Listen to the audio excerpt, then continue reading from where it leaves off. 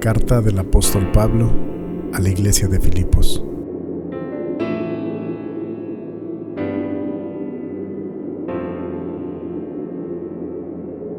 Cada vez que me acuerdo de ustedes, doy gracias a mi Dios.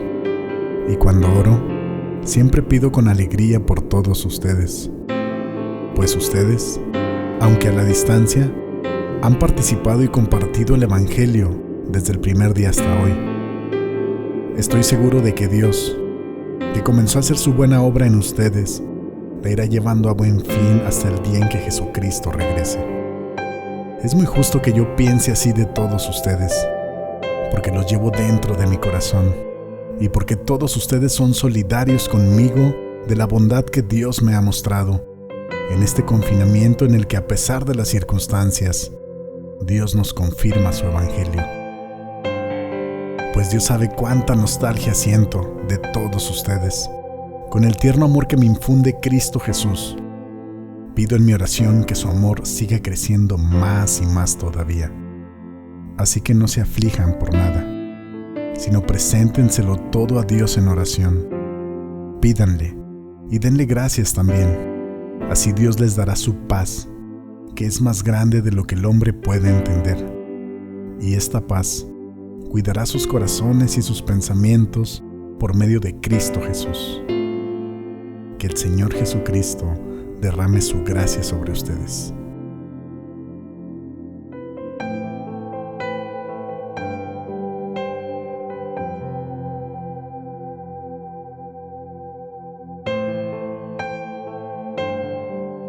Buenas noches.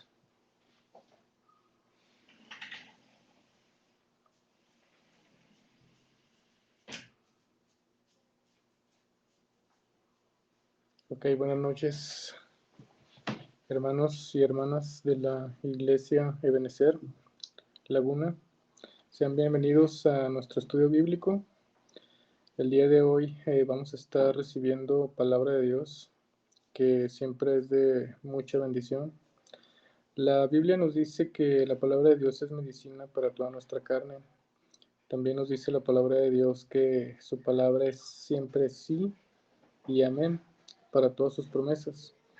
Entonces el día de hoy vamos a estarnos llenando de su palabra, vamos a estar viendo cómo operan sus promesas en nuestra vida.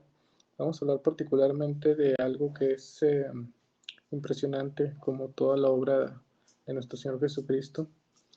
Y queremos invitarlos a que compartan esta liga en sus redes sociales, en Facebook, en YouTube, y que preparen su corazón en los siguientes 30 minutos aproximadamente para poder recibir esta palabra de parte de nuestro Dios Todopoderoso.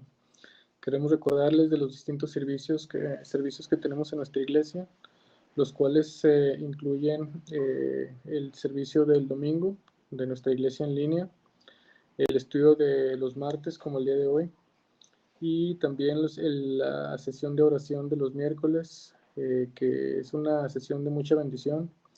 Recuerden por favor enviar sus peticiones, y en esas peticiones es muy importante saber que podemos incluir cualquier cosa como petición. Hay veces que nos hacemos fuertes, hay veces que nos sentimos simplemente angustiados, preocupados, con insomnio, con alguna situación que pensamos que no es tan importante como para incluirla en lo que es la sesión de oración. Pero, hermanos, confiemos en la palabra del Señor de que si es importante para nosotros, también es importante para Él. Si tiene contados los cabellos que tenemos cada uno de nosotros, la más mínima petición de oración es importante. Tenemos también el estudio de varones que se lleva a cabo los días jueves, y los invitamos a estar muy en contacto con nuestra iglesia en línea. Mi nombre es David Gallardo, estaré compartiendo el día de hoy la palabra de Dios, y lo invito a que tenga por favor su Biblia a la mano, ya sea física o electrónica. Como siempre y como se trata en estos estudios, vamos a estar utilizando mucho la Biblia, vamos a estar llenándonos de mucha palabra de Dios, lo cual es aliento de vida para todo nuestro cuerpo. Entonces, hermanos, los invito a reflexionar el día de hoy sobre lo que vamos a hablar sobre la cruz de nuestro Señor Jesucristo. ¿Por qué de la cruz? Porque Dios tiene, hemos estado hablando en distintos estudios de lo que son las bendiciones que Dios tiene para nosotros. Y Dios quiere bendecirte, quiere bendecirnos a cada uno de nosotros y que cada uno de nosotros seamos a la vez bendición para nuestros seres queridos y para nuestra familia.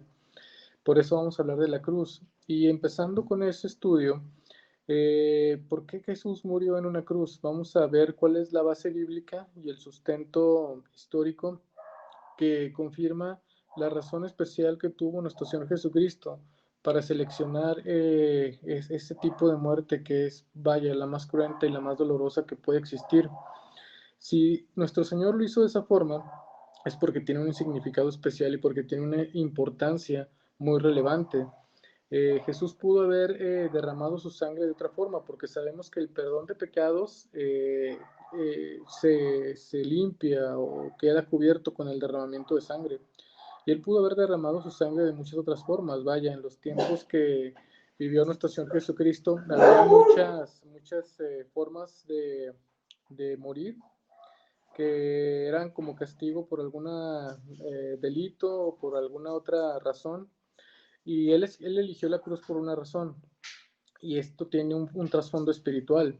La pena capital en aquel tiempo, cuando se cometía algún pecado, sobre todo en el caso de blasfemia, era una muy específica que vamos a ver en un momento.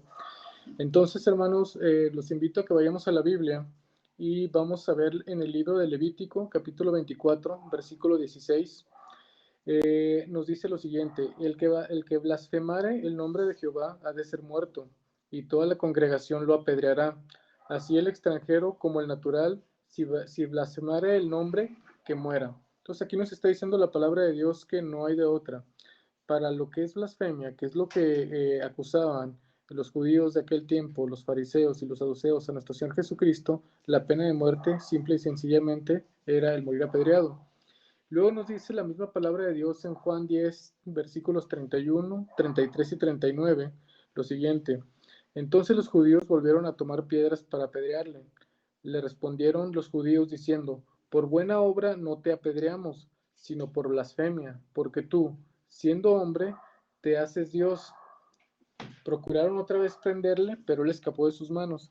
Entonces está muy claro que lo que los judíos tenían en contra de Jesús era acusarlo de blasfemia, porque él mismo se hacía llamar hijo de Dios. Entonces, vaya, todo indica que de acuerdo al momento histórico que se vivía en aquel tiempo y de acuerdo a la cultura del pueblo judío, lo más seguro es que Jesús, dentro de su plan de salvación, hubiera escogido morir por esa forma, como Dios mismo lo estableció, que era ser apedreado. Sin embargo, más adelante vemos en otros pasajes, en Juan 8:59, la palabra de Dios nos dice que ellos entonces tomaron piedras para arrojárselas, pero Jesús se escondió y salió del templo, y atravesando por medio de ellos se fue. Entonces Jesús estuvo en varias situaciones amenazado en su vida, nuestro Señor. Sin embargo, esto nos da la confianza y seguridad de que cuando Dios tiene un plan, como lo tenía para con nuestro Señor Jesucristo, cuando el Señor tiene un plan para cada uno de nosotros, ese plan se va a cumplir sí o sí. Sí, Dios no ha terminado con nosotros. A pesar de lo que estamos viviendo ahorita con esta pandemia y con las amenazas que oímos en los medios de comunicación y que cada vez escuchamos de más personas cercanas a nosotros que están en una situación de enfermedad o de contagio, nada de eso nos va a detener el plan de Dios que tiene para cada uno de nosotros. Podemos tener esa seguridad. Aquí en este versículo dice que Jesús, atravesando en medio de ellos, se fue. Simple y sencillamente, a pesar de que todo el mundo lo quería atrapar, él simple y sencillamente salió en medio de ellos. En Juan 7:44 la palabra de Dios nos dice: y algunos de ellos querían prenderle, pero ninguno le echó mano. Y esa es la misma promesa que tenemos nosotros actualmente, tanto para esta pandemia como para otra situación. Volviendo al contexto, la idea de la crucifixión históricamente se le atribuye a los asirios. También se habla de que los persas lo utilizaron. Persa es hoy el país de Irán. Y también los romanos la hicieron muy popular. Por eso en ese tiempo era la forma de ejecución más común dentro del imperio romano. Sin embargo, la crucifixión existió mucho antes de los asirios. Conocer por qué Jesús murió en la cruz es clave, hermanos, para entender y caminar en las bendiciones que Dios tiene para nosotros. ¿Por qué? Porque hay un trasfondo espiritual dentro de todo esto. El que haya sido una cruz es algo espiritualmente muy poderoso que nosotros vamos a aprender el día de hoy y vamos a recordar en algún caso. Entonces, el principio de la cruz en la palabra de Dios aparece en el libro de Deuteronomio, versículos 21, 22 y capítulo 21, versículos 22 y 23. La palabra de Dios nos dice lo siguiente: si alguno hubiere cometido algún crimen digno de muerte y lo hiciereis morir y lo colgareis en un madero, no dejaréis que su cuerpo pase la noche en el madero. Sin falta lo enterrarás al mediodía, porque maldito por Dios es el colgado, y no contaminarás tu tierra que Jehová tu Dios te da por heredad. ¿Sí? Entonces, en esta palabra nos está diciendo que si alguien cometió un crimen y es digno de muerte y lo hiciera morir, sabemos que nuestro Señor Jesús no cometió ningún crimen, ningún pecado, pero Él voluntariamente, por amor, decidió llevar nuestros pecados en nuestra representación. Esto que Él sufrió nos tocaba vivirlo a nosotros, pero Él decidió llevarlo por nosotros en su infinito amor. Dice, y lo hicieres morir y lo colgareis en un madero. Fíjense el orden de Dios, aun cuando la palabra de Dios nos habla de castigos que fueron impuestos desde que Dios entregó la palabra a su pueblo, aún en los castigos de Dios hay misericordia, porque ahí dice, y lo hicieres morir y lo colgaréis en un madero. En este caso, la persona primero moría y luego era colgada en un madero. ¿Qué nos dice esto? Que nuestro Señor Jesús fue más allá todavía. Él fue colgado vivo, sufriendo todo ese cruento castigo que no tenía por qué vivir, pero que Él decidió vivir por ti y por mí, para darnos su salvación a ti y a mí. Y dice también la palabra que no lo dejaréis que su cuerpo pase la noche en el madero, sin falta lo enterrarás el mismo día, porque maldito es el colgado. La palabra de Dios nos indica de entrada, ya nos da este versículo la base o el fundamento para saber que cualquiera que era colgado, en este caso en el original hebreo se refiere colgado a la palabra crucifixión, y nos está diciendo que cualquiera que era colgado ya era considerado maldito por parte de Dios. Entonces, de aquí vamos a partir, mantengamos esto en la mente y vamos a seguir profundizando en el estudio. La palabra de Dios en el mismo libro de Deuteronomio, capítulo 27, versículo 26, nos dice lo siguiente: maldito el que no confirmare las palabras de esta ley para hacerlas, y dirá todo el pueblo, amén. Estamos hablando del contexto en el que el pueblo judío recibió el pacto de la ley de parte de Dios, donde ellos confirmaron que ellos podían llevar a cabo todo lo que les exigía la ley, pero Dios les deja muy claro que si no lo cumplen, maldito es el que no confirmare las palabras de esta ley para hacerlas. Entonces, aquí estamos hablando de que en el contexto de la ley, el no cumplirla conlleva una maldición, ¿sí? Entonces, nuestro Señor Jesús vino y murió por nosotros, nos redimió de todos nuestros pecados, pero faltaba algo. ¿Qué sucedía entonces con la maldición asociada al pecado? Y es lo que vamos a ver. Existe una realidad en el mundo espiritual. Nosotros, mientras estamos concentrados, recordemos que el sistema actual del mundo nos tiene ocupados. Nos tiene ocupados con las noticias, nos tiene ocupados con el trabajo, nos tiene ocupados en qué va a suceder el día de mañana, en el sustento, en la provisión, en lo que nos dicen las demás personas. Ahora con las redes sociales, la cantidad de información que recibimos es realmente inagotable. Sin embargo, a pesar de toda esa información, nosotros tenemos que estar muy conscientes como hijos de Dios de que existe un plano espiritual y que todas las cosas suceden siempre en el plano espiritual y luego se vienen a reflejar en el plano material. Nosotros vemos en la palabra de Dios, en el libro de Números, capítulos 22-25, el contexto de este pasaje es cuando el pueblo judío está todavía en el desierto y está a punto de entrar a la tierra prometida. Entonces el pueblo se acerca a una región conocida como Moab y donde habitan los moabitas. Y el rey de ese país era una persona llamada Balac. Cuando este rey ve que el pueblo judío se acerca a los límites de su territorio, lo que hace es que busca un profeta que se llamaba Balaam, para que maldijere al pueblo de Israel. Él pensaba que si el profeta lograba maldecir al pueblo de Dios, Eso debilitaría al pueblo de Dios y entonces lo vencería. ¿Qué es lo que sucede? La palabra de Dios nos dice en este pasaje lo siguiente: y vino Dios a Balaam y le dijo, ¿qué varones son estos que están contigo? Balaam respondió a Dios, Balac, hijo de Zippor, rey de Moab, ha enviado a decirme, he aquí este pueblo que ha salido de Egipto cubre la faz de la tierra. Ven pues ahora y maldícemelo. Quizá podré pelear contra él y echarlo. Entonces dijo Dios a Balaam, no vayas con ellos, ni maldigas al pueblo, porque bendito es. ¿Sí? Entonces, aquí Dios está aclarando que todo lo que es el pueblo de Dios, nosotros que conformamos la iglesia de Dios, somos benditos, gloria a Él, y nada ni nadie nos puede tocar. En todo lo que sigue en el trasfondo de esta historia, el profeta Balaam, Dios le dice que vaya con ellos, pero que siga las instrucciones específicas de Dios. Cuando él va en camino a maldecir al pueblo de Israel, es cuando va montado en su asna, el asna habla, le indica que el ángel del Señor está al frente, el ángel no dejó maldecir a su pueblo, y por el contrario, cada vez que por alguna ocasión en este mundo alguien intenta maldecir a un cristiano, a un hijo de Dios, es imposible, porque nosotros tenemos el Espíritu Santo. ¿Por qué el pueblo de Israel era bendito? ¿Acaso eran ellos de un excelente comportamiento? ¿Tenían una conducta ejemplar? ¿Eran muy buenos en lo que hacían? ¿No? Realmente ellos se quejaban en el desierto, se quejaban de la comida, se quejaban de que no tenían agua, etcétera, y continuamente se quejaban de distintas cosas, decían que estaban mejor en Egipto. Sin embargo, ellos no eran considerados benditos o no eran protegidos por Dios por lo que hacían, sino porque ellos hacían el sacrificio. Una vez al año hacían el sacrificio del Yom Kippur, donde el sacerdote presentaba el sacrificio y recibía, aceptándolo el Señor, ellos eran completamente cubiertos y nada ni nadie los podía tocar. Entonces, aquí estamos, este sacrificio, recordemos que es un tipo del sacrificio de Jesús en la cruz.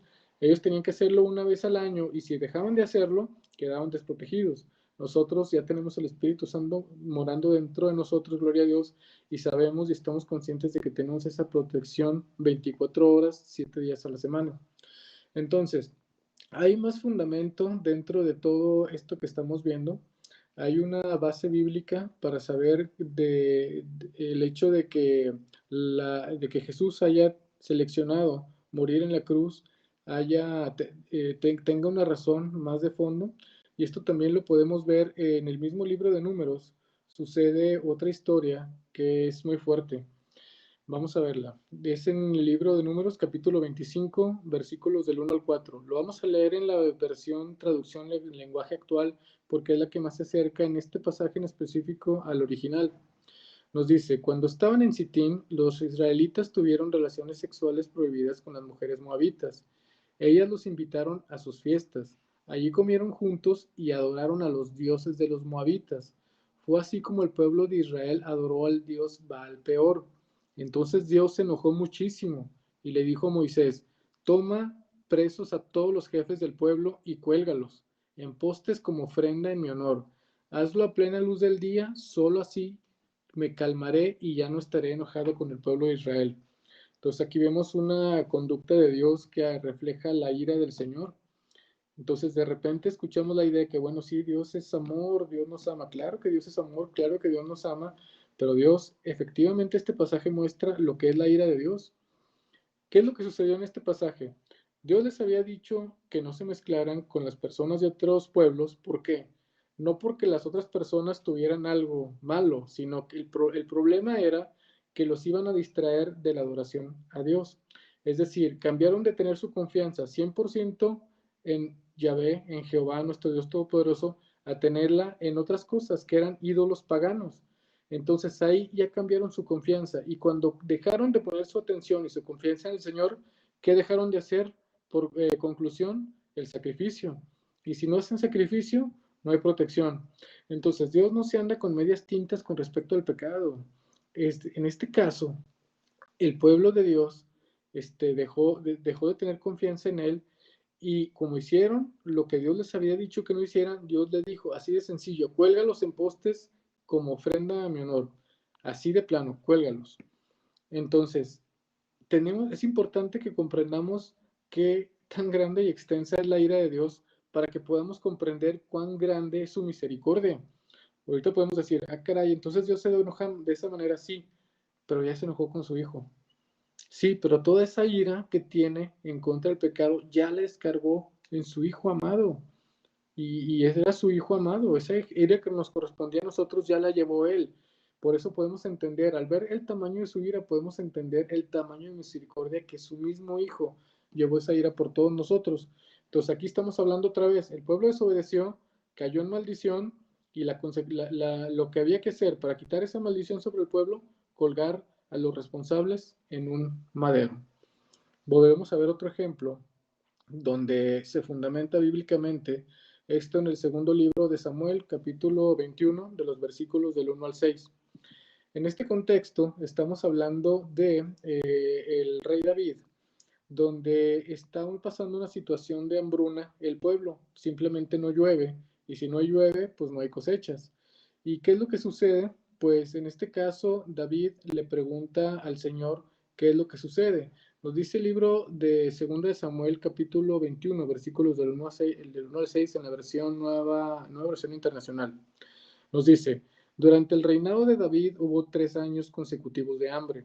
David le pidió ayuda al Señor y él le contestó, esto sucede porque Saúl y su sanguinaria familia asesinaron a los gabaonitas.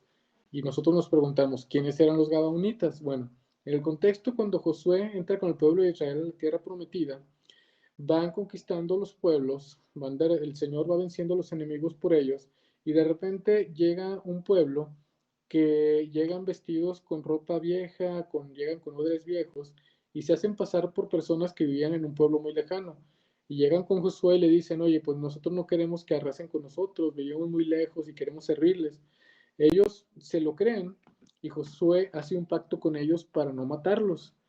Al día siguiente, 2 días después, se dan cuenta de que los engañaron porque llegaron al pueblo de ellos, pero ya no los podían matar. ¿Por qué? Porque Dios es un Dios que honra y respeta los pactos.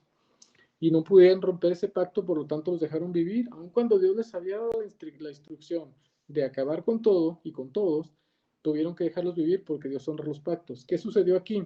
Saúl, quien era el rey de Israel anterior a David, no obedeció ese pacto y fue y mató a los gabaonitas. Y eso causó, como se rompió un pacto y si el Señor lo respeta, causó que hubiera hambre en la tierra. Y hasta el tercer año, David le preguntó al Señor qué es lo que sucedía y el Señor misericordiosamente le explicó cuál era el problema. Entonces, continuando la historia, David dice, eh, les preguntó, David va con los gabaonitas y les dice, bueno, ya está esta situación, fue un error que Saúl los matara, ¿qué hago por ustedes? Y les preguntó, ¿qué quieren que haga por ustedes? ¿Cómo puedo reparar el mal que se les ha hecho, de modo que bendigan al pueblo que es herencia del Señor? Los gabaonitas respondieron, no nos interesa el dinero de Saúl y de su familia, ni tampoco queremos que muera alguien en Israel. Entonces, ¿qué desean que haga por ustedes? Volvió a preguntar el rey en su desesperación. Ellos respondieron, Saúl quiso destruirnos, contestaron ellos, se propuso exterminarnos y nos expulsó de todo el territorio israelita. Por eso pedimos que se nos entreguen 7 descendientes de Saúl, a quien el Señor escogió, para colgarlos en presencia del Señor en Gilbea de Saúl. Y David le respondió, se los entregaré, respondió el rey. Entonces estamos hablando que la tierra está bajo maldición porque no llueve y no produce fruto. No produce alimento para el sustento de todo el pueblo de Israel. Dios le responde a David que el problema es que Saúl rompió un pacto y la tierra está bajo maldición. Y en la palabra de Dios, con lo que hemos aprendido hasta ahorita, ¿cuál es la forma en la que se puede romper o quebrar o eliminar esa maldición? Colgando a los responsables. Entonces le entrega David a 7 personas de la familia de Saúl, los cuelgan y termina la maldición y la tierra sigue produciendo, ¿sí? Entonces, este es el fundamento bíblico que nos da la palabra de Dios para saber que está asociada la maldición a la solución de la maldición a colgar al responsable en un madero. Más adelante, la palabra de Dios nos dice que en el libro de Gálatas, capítulo 3, versículo 10, ya en el contexto no pacto, nos dice, porque todos los que dependen de las obras de la ley están bajo maldición, Pues escrito está, maldito todo aquel que no permaneciere en todas las cosas escritas en el libro de la ley para hacerlas. Órale. Entonces, la ley, además de que es exigente y que para poder no estar incumpliéndola, tenemos que cumplirla ejemplarmente al 100%, y si no se cumple uno solo de los preceptos de la ley, se incumplen todos, pues además de eso, la palabra de Dios es muy clara de que todo el que está conduciéndose bajo las obras de la ley está bajo maldición. No hay de otra. Son dos pactos. El pacto de la ley, que es un pacto de bendiciones y maldiciones en base al comportamiento, en base al desempeño personal, o el pacto de la gracia, donde ya no es mi desempeño, ni lo que yo haga, ni lo que yo pueda hacer para no estar bajo maldición, sino lo que ya hizo Jesús en la cruz. Yo dependo nada más, no de mí, yo ya no me volteo a ver a mí, a mi conducta. ¿Por qué? Porque Pablo mismo nos dice en Romanos 7, en la carne nuestra no mora nada bueno. Por eso Jesús ya no me ve a mí, me ve en Jesucristo, me ve cubierto por su sangre, y ya no dependo yo jamás de lo que yo pueda hacer, ni de mi comportamiento y mi conducta, sino de lo que ya hizo Jesús en la cruz. Es un alivio enorme, una tranquilidad enorme la que podemos sentir por lo que Jesús hizo amorosamente en la cruz. En el nuevo pacto de gracia, Jesús nos dice en Mateo 26-28, porque esto es mi sangre del nuevo pacto, que por muchos es derramada para remisión de pecados. Él es muy claro en decir del nuevo pacto. La palabra de Dios nos dice en este pasaje de Hebreos, capítulo 8, versículos del 6 al 13, lo siguiente. Nos dice, pero ahora tanto mejor ministerio es el suyo, hablando de Jesús, cuanto mediador es mediador de un mejor pacto. Aquí está haciendo una diferencia entre el pacto de la ley y el pacto de la gracia. Y que está diciendo que el pacto de la gracia, de la sangre de Jesús, es mejor que el anterior y que está establecido sobre mejores promesas. Porque si aquel primero, el pacto de la ley, hubiera sido sin defecto, ciertamente no se hubiera procurado lugar para un segundo. Pues exacto, si Dios hubiera querido dejar el sistema de la ley, pues no hubiera cambiado al pacto de la gracia. Pero el pacto de la ley era simple y sencillamente para darnos cuenta de nuestra impotencia para justificarnos a nosotros mismos por nuestros medios y saber que necesitamos un Salvador, a Jesucristo. Porque reprendiéndolos, el Señor dice, he aquí vienen días, dice el Señor, en que estableceré con la casa de Israel y la casa de Judá un nuevo pacto, no como el pacto que hice con sus padres el día que los tomé de la mano para sacarlos de la tierra de Egipto, el pacto de la ley, porque ellos no permanecieron en mi pacto, nadie puede permanecer en el pacto de la ley, y yo me desentendí de ellos, dice el Señor. Por lo cual, este es el pacto que haré con la casa de Israel después de aquellos días, el pacto en el que estamos, dice el Señor. Pondré mis leyes en la mente de ellos, y sobre su corazón las escribiré, en su Espíritu Santo que mora en nosotros. Y seré a ellos por Dios, y ellos me serán a mí por pueblo.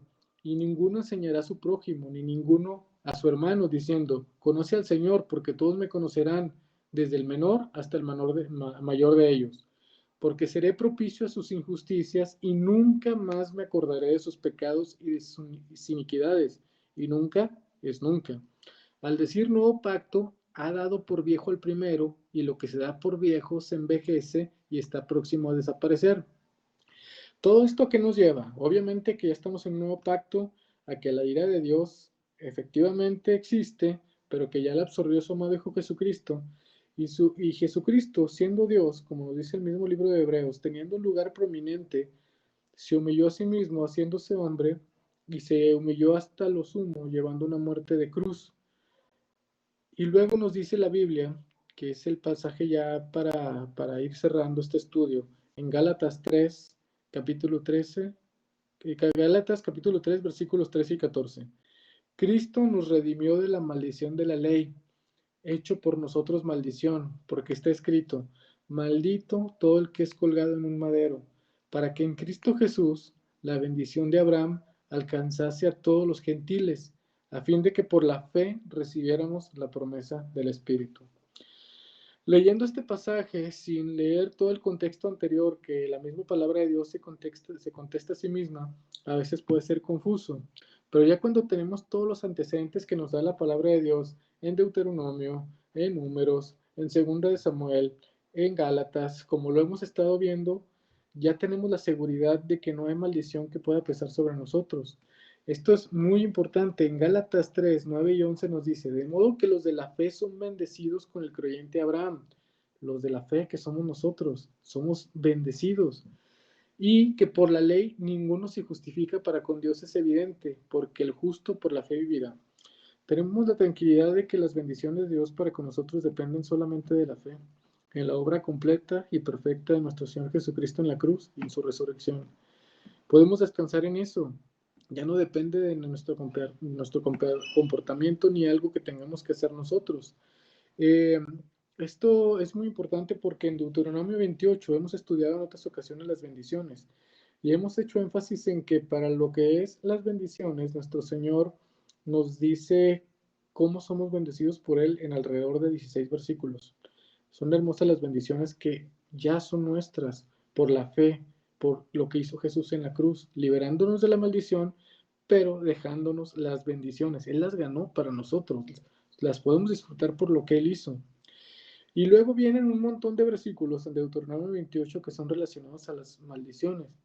Entonces, ¿por qué son poquitos versículos que explican las bendiciones y muchos versículos que explican las maldiciones? Bueno, la explicación es sencilla. Es porque como creyentes nosotros tenemos que tener muy claro cuando estamos bajo maldición. Y el pueblo de Dios, Dios quiere que sepamos que es una maldición para nosotros rechazarla en el nombre de Jesús. Por eso nos dice, si son la inflamación, las cosechas, que no habrá lluvia, todas las la plaga, la langosta, etcétera, todas las maldiciones que espiritualmente representan algo para nuestro tiempo, nosotros podemos rechazarlas en el glorioso nombre de nuestro Señor Jesús porque Él ya nos libró de toda la maldición asociada al pecado. Y con esa seguridad podemos andar en la vida. Y nos es útil leer las bendiciones porque son nuestras. Y nos es útil leer las bendiciones porque las sabemos que nada de eso tiene derecho a estar en nuestra vida y en nuestro cuerpo en el glorioso nombre de nuestro Señor Jesucristo. Muy bien, hermanos, estamos terminando el estudio. Solamente es muy importante saber que en la medida que conocemos cómo es la ira de Dios, sabemos también el alcance de su misericordia, que es mucho mayor que el de su ira. El libro de Proverbios, en el capítulo 8, los teólogos coinciden en que el libro de Proverbios en este capítulo está hablando de un diálogo y una relación entre Jesús con su Padre.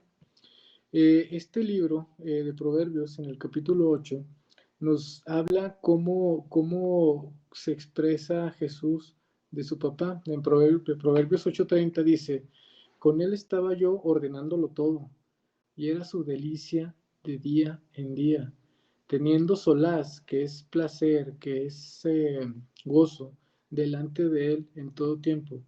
Así nos da Jesús una idea de cómo es la relación, era la relación de él con Dios Padre antes de venir al mundo. Y de Dios, de la única persona que se expresa como su hijo amado o sobre quien tiene complacencia, es sobre Jesús. Él dice, este es mi hijo amado en quien tengo complacencia. En el libro de Mateo, también en Mateo nos dice, aquí mi siervo a quien he escogido, mi amado en quien se agrada mi alma. Cuando Dios le da la instrucción a Abraham de sacrificar a Isaac, que al final no lo sacrificó, le dice, toma tu hijo, al que amas. ¿Por qué el énfasis del que amas? Porque nos está dando un reflejo de cómo ama Dios a su hijo. Solamente mientras entendemos el profundo, inconmensurable amor de Dios Padre hacia su hijo, es como podemos entender el inconmensurable amor de Dios Padre hacia nosotros. Porque así ese hijo que ama y que expresa que era su gozo y su sabiduría y su hijo amado, no lo escatimó para sacrificarlo por tu salvación, para regalarte esa salvación a ti y a mí, y además librarte de todas las maldiciones con la cruel muerte que murió, así de ese tamaño es el amor de Dios por nosotros, que entregó a su mismo Hijo para darnos vida, nueva vida en Él, con su resurrección. Muy bien. Esto ha sido el estudio de hoy, hermanos. Esperemos que esta palabra de Dios sea de bendición para ustedes y para todos los suyos. Vamos a orar brevemente, hermanos, y nos despedimos del estudio. No olviden compartir esta liga en sus redes sociales. Otras personas, en algún momento Dios lo utilizará para tocar el corazón de alguna otra persona. Y no olviden sus peticiones en la sesión de oración del día de mañana, los miércoles. y la reunión de varones que de verdad son muy edificantes, esas reuniones que necesitamos nosotros como varones, como cabezas de familia, en estos tiempos de tanta incertidumbre, pero la palabra de Dios nos tranquiliza y estamos seguros en él. Padre, te damos gracias por esta palabra que has tenido a bien compartirnos el día de hoy. Te agradecemos, Padre, porque cada vez que nos muestras todo lo que ha representado el inconmensurable sacrificio de tu amado Hijo Jesucristo en la cruz, no dejamos de asombrarnos, de admirar, Padre, el tanto amor que has tenido con nosotros por todo lo que ha hecho tu amado Hijo Jesucristo. Te pedimos que bendigas a todas las personas que han tenido la bendición de conectarse a este estudio, Padre, que bendigas a todos sus seres queridos, que sanes a todos sus enfermos, que bendigas a todos los que ellos tengan a bien bendecir y que todos y todas sus casas sean salvos, Padre, que todos los familiares que aún no están en Cristo, de las personas que estamos aquí en este estudio, sean salvos ellos y todas sus casas, Padre. Gracias por tu palabra, Señor, porque tus palabras son espíritu y son vida, porque no solo de pan vivirá el hombre, sino de toda palabra que sale de la boca de Dios, y porque lámpara es a nuestros pies tu palabra y lumbrera nuestro camino.